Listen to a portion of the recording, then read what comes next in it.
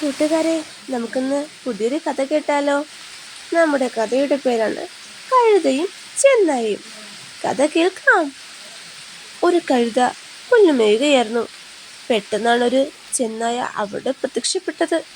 ഓടി രക്ഷപ്പെടാൻ ഒരു വഴിയുമില്ല. ഒരു സൂത്രം പ്രയോഗിച്ച് നോക്കാം.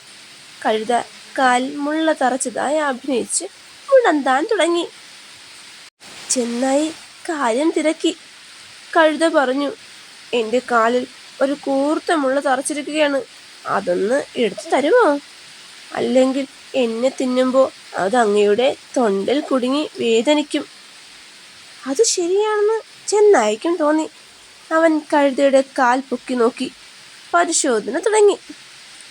കഴുത സർവശക്തിയും ഉപയോഗിച്ച് ആഞ്ഞു തൊഴിച്ചു. ഓടി രക്ഷപ്പെട്ടു. തൊഴിയുടെ അകലത്തിൽ പല്ലുകൊഴിഞ്ഞ ചെന്നായ വേദനയോടെ പിറുപിറുത്തു. ഏതൊരു പ്രവൃത്തിക്കും മുമ്പ് ഒരാലോചിക്കുന്നത് വളരെ നല്ലതാണ്. ഈ കഥ നിങ്ങൾക്കൊക്കെ ഇഷ്ടപ്പെട്ടോ?